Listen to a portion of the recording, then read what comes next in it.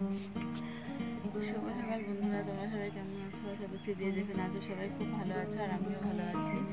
তো আমার নতুন একটা ভিডিওতে তোমাদের সবাইকে স্বাগত, সবাইকে ভালোবাসা জানিয়ে আজকে ব্লগটা এখান থেকে শুরু করছি। তো আমি বাসি নাইটিটা চেঞ্জ করে ফেলেছি, কিন্তু এখনও অন্য কোনো কাজ হয়নি। নিচের ঘর ঝাড় দেওয়া হয়নি, শুধু উপরের ঘরটা ঝাড় দিলাম। আর এই যখন ছাদে এত সুন্দর বাতাস দিচ্ছে, তো ছাদের উপর থেকে আমার যেতে ইচ্ছা করছে না নিচে। মনে হচ্ছে যেন এখানেই থেকে যাই, এত সুন্দর বাতাস। তবে মেঘ মেঘও করেছে, সেদিনকার মতো আবার বৃষ্টি বৃষ্টি হবে নাকি বুঝতে পারছি না, হলেও হতে পারে। তো চলো, আমরা বর তো যে বাথরুমে ঢুকেছে, ও আবার কখন বেরোবে, বেরিয়ে পড়বে, যেমন চাটা খেতে চাইবে। তো এখন একটু চাটাগুলো করবো। আর আমার চোখ থেকে যেন ঘুমের জের কাটছে না, মনে হচ্ছে যেন এখনও ঘুমোই তাই মনে হচ্ছে। তো চলো নিচে যাই। আর মারা সবাই ঘুমাচ্ছে, বোনরা ঘুমাচ্ছে। বোন তো মনে হয় চলে যাবে, না হলে দুটো ছেলে নিয়ে বেলা হলে যেতে পারবে না, ওই জন্য সকাল সকাল চলে যাবে বলছিল। তো দেখি ওদেরকে আবার চাটা করে দিতে হবে। আমাদের এখানে এখন চা মুড়ি খাওয়া চলছে। আর এই যে আমার মেয়ে টিউশন যাবে, তো রেডি হচ্ছে। আর হচ্ছে এই যে আরেকজন মুড়ি খাচ্ছে, এই যে আরেকজন চা মুড়ি খাচ্ছে। ডাক, বলো দিদা উঠো, মুখ ধোয়াও, চা খাবা। বল মুখ ধোয়াও, চা খাবা। বল চা খাবা, বল উঠো। বন্ধুরা দেখো, সকালবেলায় আমার বরকে তেল আনতে দিয়েছিলাম। কালকে রাত্রে আমার একদমই খেয়াল ছিল না তেলের কথা বলবো, তো দিয়ে সকালবেলায় মনে পড়লো যে তেল নাই, দিয়ে আবার সেই ফোন করলাম, ফোন করে বললাম তেল আনার কথা। আর এখন কাজে বেরিয়ে যাচ্ছে, তো সকালবেলাতে একটা দোকান খোলে, তো সেই জন্য পাওয়া গেল, না হলে আবার আমাকে বেলা হলে চলে যেতে হতো, মানে যেতে হতো দোকানে। আর বেলা হয়ে গেলে খুব বিরক্ত লাগে। আর এদিকে বোনটা এখনো বাড়িতে রেডি হচ্ছে। আমি বললাম যে ভাত একটু করে দিই, না হলে সেদ্ধ ভাত খেয়ে যা। বললো যে না, ভাত খেয়ে যাবো না, ওর ছেলে মেয়েরা বমি করে দেয় বাড়িতে, তো সেই জন্য বললো যে ভাত খাবো না। মুড়ি মাখিয়ে দিলাম, মুড়ি খেলো। বোনদেরকে বাসে তুলে দিয়ে আসলাম, ওরা চলে গেল। অনেকক্ষণ ধরে দাঁড়িয়েছিলাম, দাঁড়িয়ে থেকে থেকে থেকে থেকে তারপরে এতক্ষণ এগা আসলো। তো বাসটা খুব যে ফাঁকা ছিল তাও না, আবার খুব ভিড় ছিল তাও না, তো জায়গা করে নেবে। তো বাড়িতে যাই, মা আবার বাড়িতে একা আছে। তো ব্রেকফাস্টের জন্য বানিয়ে নিলাম গোলা রুটি। তো এই রুটিটা খাবো, খেয়ে দুপুরে রান্না শুরু করে দেবো। তো দুপুরের আজকে কি রান্না হলো চলো দেখিয়ে দিই। এই যে হচ্ছে বাঁধাকপির তরকারি। বাঁধাকপির তরকারিটা আজকে মনে হচ্ছে যে ভালোই হবে খেতে। আমি নিজে বুঝতে পারি, খারাপ হলেও বুঝতে পারি, ভালো হলেও বুঝতে পারি দেখেই।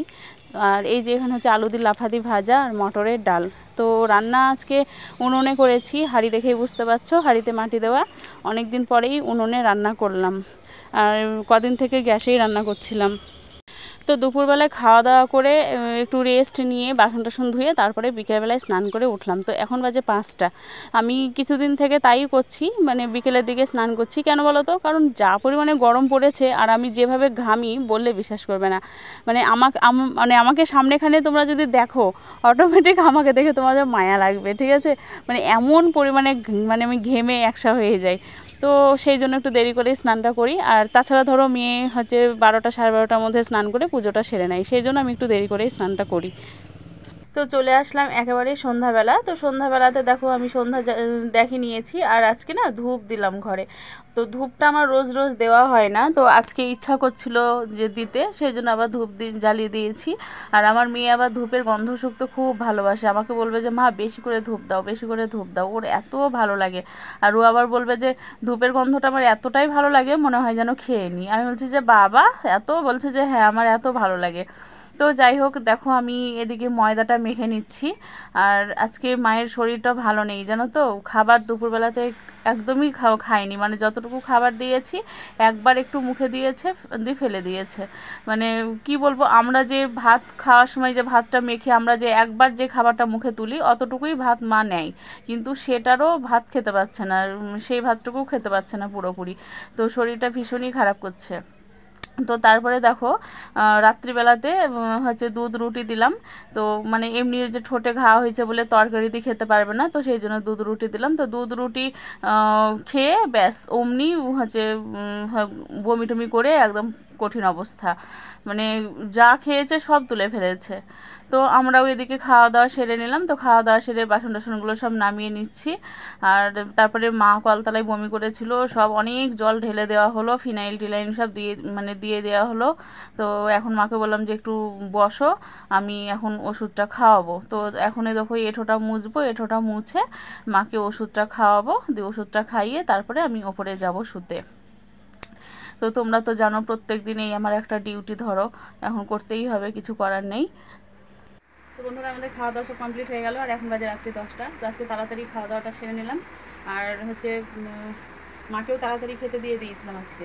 তো হচ্ছে ঠোঁটে ঘা হয়েছে বলে তো বেশি কিছু খেতে পারছে না।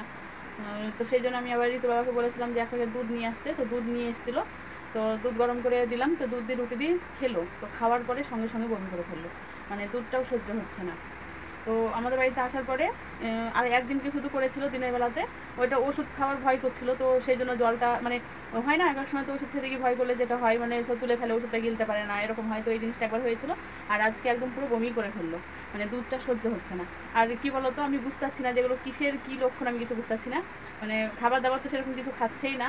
চেষ্টা করছি আমি আমার মতো করে সব খাওয়ানোর, যেমন এই যে লেবুটা মানে ভালো করে, মানে মৌসুমি লেবুটা ভালো করে যে খাবে সেটা খেতে পারছে না। তো আমি এবার রস করে বের করে দিয়েছিলাম, খেলো। আর রাত্রিরে তো দুধ খেতে গিয়ে তো বমি করে ফেললো। আর খাবার দাবার ভাত টাত একদমই খেতে পারছে না। এইটুকু ভাত দিচ্ছি, এইটুকু ভাতের মধ্যে হয়তো একবার একটুখানি মুখে দিচ্ছে, একটা বাচ্চাকে যেরকম খাওয়ায়, তো একবার একটুখানি মুখে দিচ্ছে, আর খেতে পারছে না, আর ভুল ভাল বকছে। তো আমি বিকালবেলাতে বললাম যে চলো একটু হাঁটি নিয়ে আসি। তো বলে যে আমি এখন যাবো না, ভালো লাগছে না, তাই বললো। কখন যে কী বলছে, আর ভুল ভাল খুব বকছে, খুবই বকছে ভুল ভাল, মানে বুঝতে পারছি না যে কিসের কী এসব।